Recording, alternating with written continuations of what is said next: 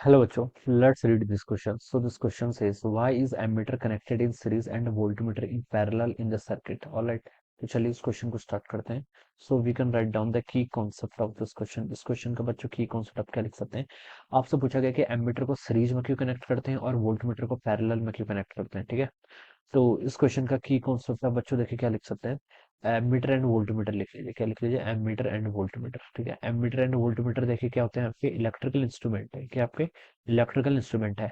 Ammeter किसके काम आता है? देखिए पहले आपको ये समझना है. Ammeter is use to measure the current. ये किसके काम आता है? Ammeter is use to measure current. ठीक है. करंट को मेजर करने के काम आता है. ठीक है. Ammeter is use to measure current. ठीक है. एमीटर देखिए जो आपका आइडियल एमीटर होता है. ठीक है. हम उसमें ये एज्यूम करते हैं कि जो इसका रेजिस्टेंस होता है वो क्या होता है? नियरली जीरो होता है. ठीक है. रेजिस्टेंस क्या होता है आपका?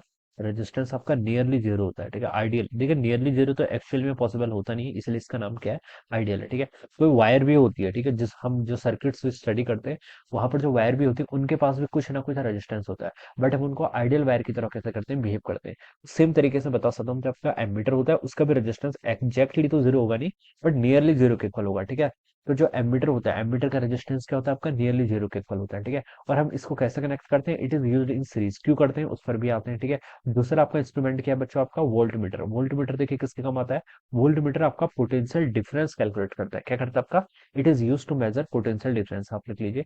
It is use to measure potential difference. ठीक है. जिन दो पॉइंट्स में हमें पोटें जिस दो पॉइंट्स के अबाउट हमें पोटेंशियल डिफरेंस कैलकुलेट करना है. ठीक है. वोल्टेज कैलकुलेट करनी है. हम उसके आजू बाजू के लगा लेते हैं potential difference. Volt meter connect कर लेते हैं इन पैरेलल. ठीक है. और इसका जो रेजिस्टेंस होता है, ठीक है, इसका रेजिस्टेंस क्या होता है? रेजिस्टेंस किसके इक्वल होता है आपका? इन्फिनिटी की तरफ होता है. हाईली रेजिस्टिव होता है. ठीक है. टेंडिंग टुवर्ड्स इन्फिनिटी लिख रखा है मैंने. ठीक है. जो आपका आइडियल वोल्टमीटर होता है, ठीक है, उसका रेजिस्टेंस किसके इक्वल होता है आपका? इन्फिनिटी की तरफ होता है. ठीक है. तो ये हम बता सकते हैं. ठीक है. और इन जनरल जो वोल्टमीटर होता है उसका रेजिस्टेंस काफी हाई होता है. अगर आइडियल की बात की जाए तो वो इन्फिनिटी की तरफ होता है. ठीक है. और एमीटर की बात की जाए तो एमीटर का रेजिस्टेंस बहुत स्मॉल होता है, और आइडियल एमीटर की बात की जाए तो रेजिस्टेंस नियरली जीरो के इक्वल होता है. ठीक है. तो ये आपका क्या है? This is the ammeter and voltmeter की आपकी क्या आपकी प्रॉपर्टी है. ठीक है. अब बच्चों देखिए कोई भी सीरीज होता है आपके पास, मान लीजिए कोई आपके पास सर्किट है. ठीक है. इसमें आपका मान लीजिए कोई रेजिस्टेंस है, तो जब हम एमीटर को कनेक्ट करते हैं, ammeter is always connected in series. Ammeter को ऑलवेज कनेक्ट किसमें कनेक्ट किया जाता है? आपका सीरीज में कनेक्ट किया जाता है. देखिए एमीटर का क्या होता है? रेजिस्टेंस काफी लो होता है. ठीक है. तो ये जो जो भी करंट इस सर्किट से पास करती है, वही करंट आपकी देखिए for the proper measurement of the current, current के प्रॉपर मैनेजमेंट के लिए हम बता सकते हैं कि जो करंट आपकी पूरे सर्किट में फ्लो कर रही है वही करंट आपकी एमीटर से भी पास होनी चाहिए. ठीक है. किससे होनी चाहिए? एमीटर से पास होनी चाहिए. एमीटर क्या करता है? एक लो रेजिस्टिव पार्ट इसको देता है. क्या देता है आपको? लो रजिस्टिव पाथ देता है. ठीक है. तो जो सर्किट में आपकी एक्चुअल करंट है वही करंट इससे भी पास करेगी, क्योंकि एमीटर का रेजिस्टेंस किसके इक्वल होता है? आइडियल एमीटर का नियरली जीरो के इक्वल होता है. तो यहाँ पर हम बता सकते हैं कि ये करंट को बिल्कुल भी अपोजिशन से नहीं करेगा. जो करंट आपकी सर्किट में एक्चुअली में फ्लो कर रही थी वही करंट आपके किससे? इस एमीटर या फिर इंस्ट्रूमेंट से भी क्या करेगी? आपकी पास करेगी. अगर कोई हमसे बोले कि हम एमीटर को पैरेलल में क्यों नहीं कनेक्ट करते हैं, देखिए अगर हम एमीटर को पैरेलल में कनेक्ट कर देंगे तब यहाँ से जो आपका करंट आएगा, करंट को यहाँ से दो पाथ्स मिल जाएंगे. एक अपर पाथ है, एक लोअर पाथ है. ठीक है.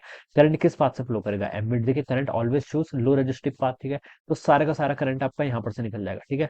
और यहाँ पर से जो आपका सर्किट है, सर्किट से आपका कुछ भी करंट नहीं जाएगा. ठीक है.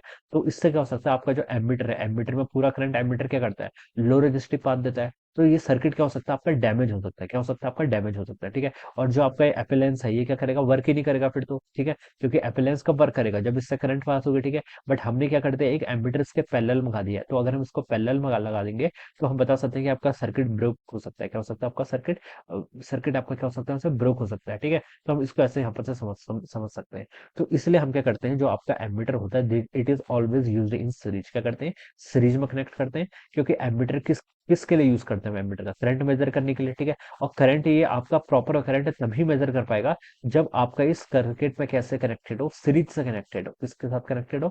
सीरीज से कनेक्टेड है. क्योंकि अगर इस सीरीज में कनेक्टेड रहेगा तो जो करंट आपकी एक्चुअली में सर्किट में फ्लो कर रही है वही करंट इससे भी पास होगी. ठीक है. और इसका रेजिस्टेंस काफी लो होता है, तो हम इससे एग्जैक्ट वैल्यू ऑफ करंट को क्या कर सकते हैं? मेजर कर सकते हैं. ठीक है. तो इसलिए हम एमीटर को सीरीज में करते हैं. दूसरा रीजन आपको बोला गया कि वोल्ट मीटर. ठीक है. वोल्ट मीटर देखिए क्या होता है? वोल्ट मीटर आपका पोटेंशियल डिफरेंस कैलकुलेट करता करने के काम आता है। मान लीजिए आपका कोई सर्किट है, कोई कॉम्प्लेक्स सा सर्किट है, कैसे भी सर्किट हो सकता है, ठीक है।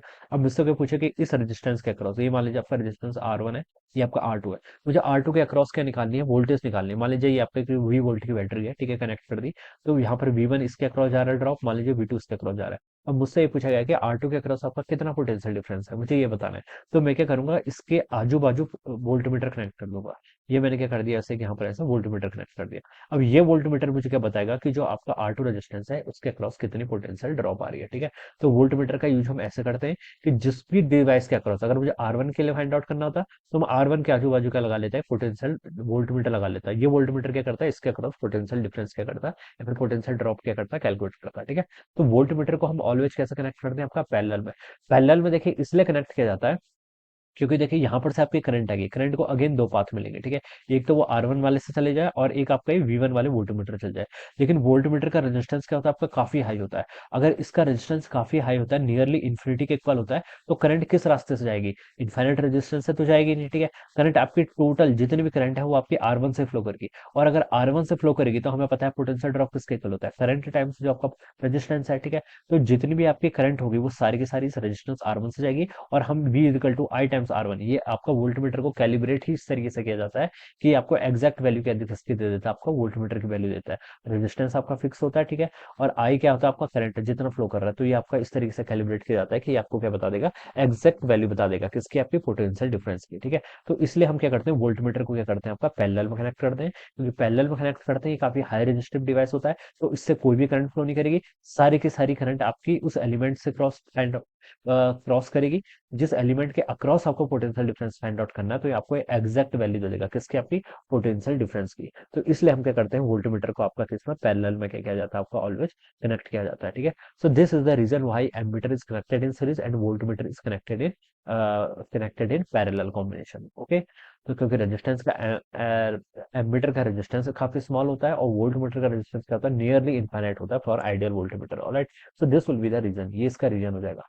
So and this will be the answer of this question. So I hope you all understood this concept. All the best and thank you so much.